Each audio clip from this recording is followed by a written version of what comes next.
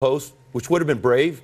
He said there were a quote-unquote variety of reasons that he elected to give it to a friend and colleague at Columbia University and have him leak it. That just smacks of hypocrisy, because if I had done that as an FBI agent, hell, if I do it now, there are going to be people knocking on my door saying, you can be sanctioned for this, and guess what? We'll go after your pension.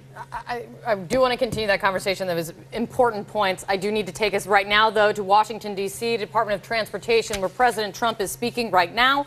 Let us listen in.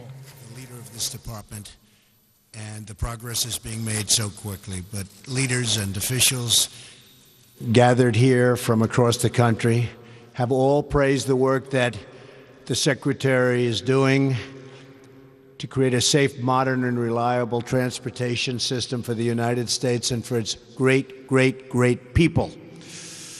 I also want to thank Secretary Zinke for the fantastic job he's doing at the Department of the Interior to clear the way for new infrastructure and economic development. Both Secretary Chao and Zinke joined us at the White House yesterday for a meeting with state and local leaders to develop plans to replace America's decaying infrastructure and construct new roads, rails, pipelines, tunnels, and bridges all across our nation. We are here today to focus on solving one of the biggest obstacles to creating this new and desperately needed infrastructure, and that is the painfully slow, costly, and time-consuming process of getting permits and approvals to build. And I also knew that from the private sector. It is a long, slow, unnecessarily burdensome process. My administration is committed to ending these terrible delays once and for all. The excruciating wait time for permitting has inflicted enormous financial pain to cities and states all throughout our nation and has blocked many important projects from ever getting off the ground. Many, many projects are long gone because they couldn't get permits and there was no reason for it.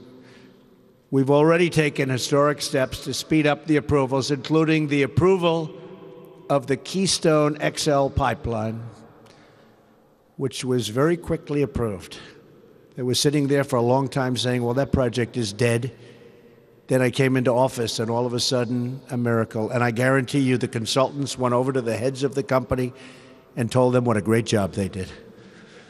They asked for a lot of money, most likely. But we got it approved, and we got it approved fast.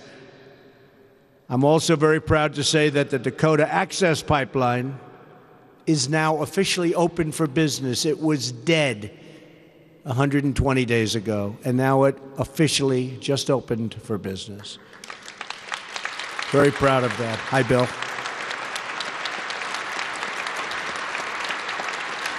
We're also excited to be joined by representatives from our labor unions, including the North American Building Trades Union, which I know well, and the Laborers International Union of North America. You will play, go ahead, fellas, take a little credit. Come on, fellas.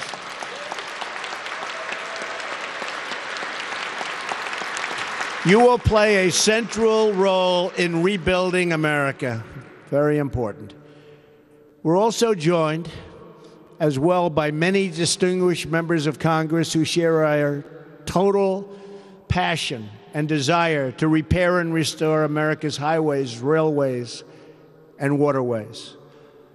In the audience is a man that I've gotten to know well and who's doing some job. And it's not easy, but it's going to get a lot easier.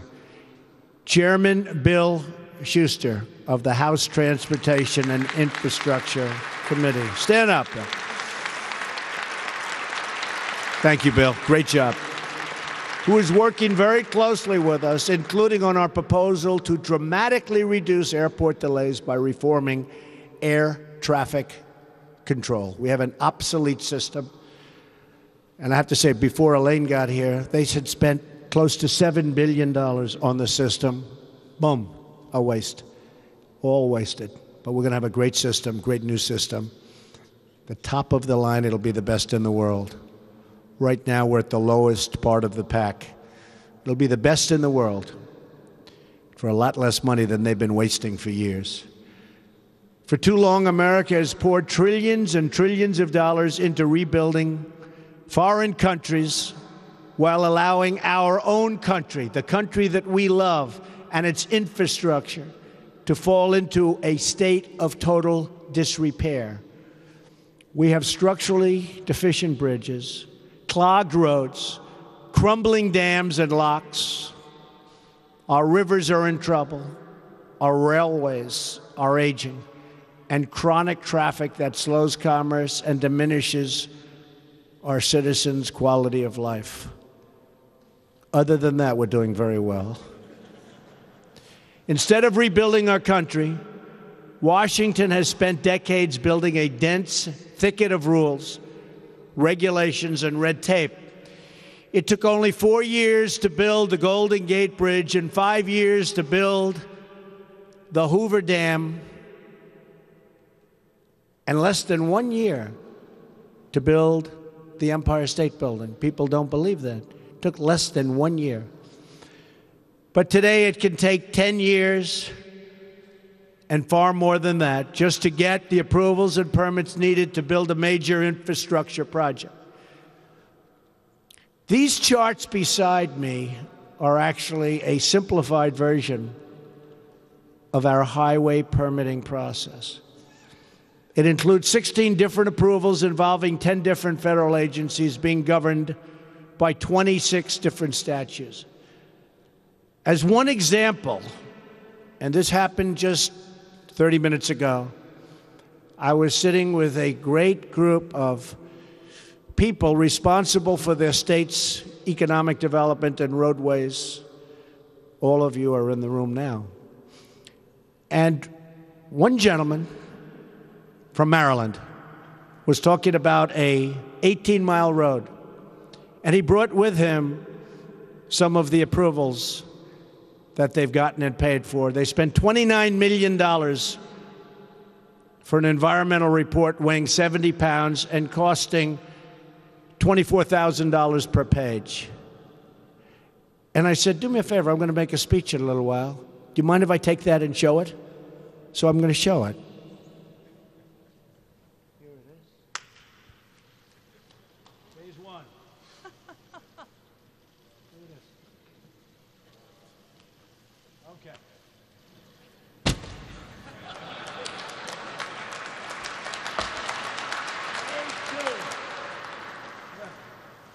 Nobody's going to read it. Except for the consultants who get a fortune for this. And they fight us all the way. But we don't have the impact. Look at this.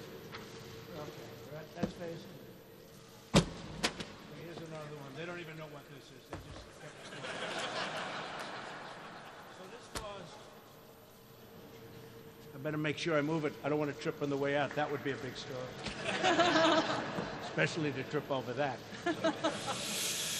So they spent millions and millions of dollars. When I said, how long has this short roadway been talked about? The gentleman said, well, if you say 20 years, you're safe. I said, yeah, don't say any more because I have to be exactly accurate with these people back there. I was off by like 2 months. It's a major front page story.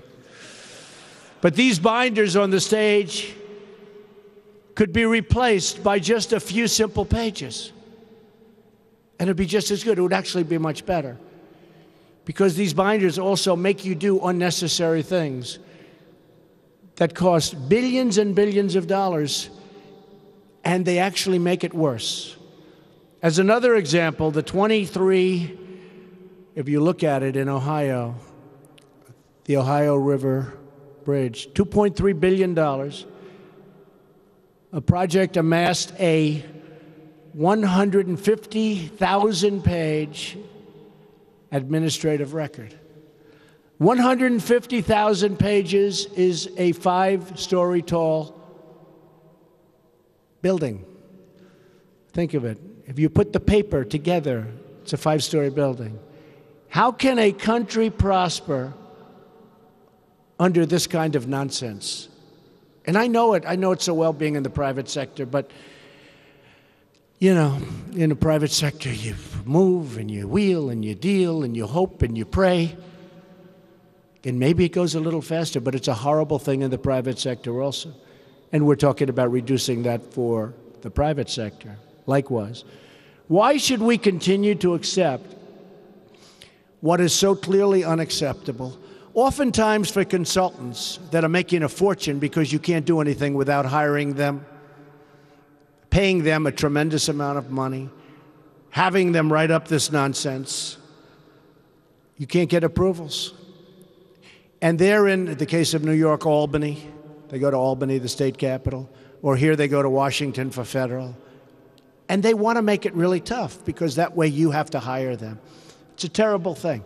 It's a group of people, probably nobody's ever heard anybody talk about it because I know it, because I'm a business guy, I understand it. They work really hard to make it difficult. And some are believers, but most aren't. Most want to make a lot of money. So they make a very, very simple roadway or whatever you want to be building a very complicated subject, and they make it very much more expensive, and they make it worse. It's not as good as it would have been. I was not elected to continue a failed system. I was elected to change it. All of us in government service were elected to solve the problems that have plagued our nation. We are here to think big, to act boldly, and to rise above the petty partisan squabbling of Washington, D.C. We are here to take action. It's time to start building our country with American workers and with American iron and aluminum and steel. It's time to put up soaring new infrastructure that inspires pride in our people and our towns. When I approved the Keystone Pipeline, I said, where was the pipe made? Unfortunately, they had purchased a lot of it. But I put a little clause at the bottom. You want to build a pipeline in this country? Buy American steel and let it be fabricated here.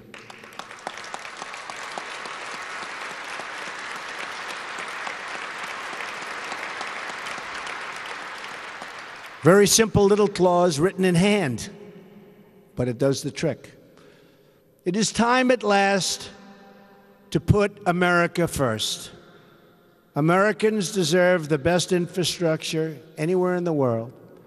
They deserve roads and bridges that are safe to travel and pipes that deliver clean water into their homes, not like what happened in Flint, Michigan. They deserve lanes of commerce that get people and products where they need to go on time. Most of all, Americans deserve a system of infrastructure that is looked upon not with pity. The world, in many cases, is so far advanced that they look at our infrastructure as being sad. We want them to look at us with envy, a system worthy of our magnificent country. No longer can we allow these rules and regulations to tie down our economy, chain up our prosperity, and sap our great American spirit. That is why we will lift these restrictions and unleash the full potential of the United States of America. To all of our state and local leaders, I appreciate your being here today. Thank you, thank you, thank you, Bill. I want you to know that help is finally, after many, many decades, on its way. We are giving control back to the cities and the states. You know best how to plan your communities, analyze your projects, and protect your local environment. We will get rid of the redundancy and duplication that wastes your time and your money. Our goal is to give you one point of contact to deliver one decision, yes or no, for the entire federal government, and to deliver that decision quickly, whether it's a road, whether it's a highway, a bridge, a dam. To do this, we are setting up a new council to help project managers navigate the bureaucratic maze. This council will also improve transparency by creating a new online dashboard, allowing everyone to easily track major projects through every stage of the approval process. This council will make sure that every federal agency that is consistently delaying projects by missing deadlines will face tough new penalties. I know it won't happen with these two. We don't have to worry about them. We will hold the bureaucracy accountable. We are also creating a new office in the Council of Environmental Quality to root out inefficiency, clarify lines of authority, and streamline federal and state local procedures so that communities can modernize their aging infrastructure without fear of outdated federal rules getting in their way. This massive permit reform, and that's what it is, it's a permit reform, doesn't sound glamorous. They won't write stories about it. They won't even talk about it. But it's so important. But it's only the first step in renewing America's roads, rails, runways, and rivers. As I discussed in Ohio recently, my new vision for American infrastructure will generate $1 trillion in infrastructure investment, which we desperately need. We've spent, as of a few months ago, $6 trillion in the Middle East. Think of it. $6 trillion in the Middle East. And it's worse than it was 15 years ago by a factor of 10. And yet, if you want to build a little road in one of your communities in Pennsylvania or Ohio or in Iowa or North Carolina or in Florida, you can't get the money. State and local leaders will have more power to decide which projects get built, when they start, and how they are funded. And investors will have a much more predictable environment that encourages them to invest billions of dollars in capital that is currently stuck on the sidelines. Together, we will build projects to inspire our youth, employ our workers, and create true prosperity for our people. We will pour new concrete, lay new brick, and watch new sparks light our factories as we forge metal from the furnaces of our Rust Belt and our beloved heartland, which has been forgotten, but it's not forgotten anymore. We will put new American steel into the spine of our country. American workers will construct gleaming new lanes of commerce across our landscape. They will build these monuments from coast to coast and from city to city. And with these new roads, bridges, airports, and seaports, we will embark on a wonderful new journey into a bright and glorious future. We will build again. We will grow again. We will thrive again. And we will make America great again. Thank you. God bless you. I appreciate it. Thank you very much. Thank you.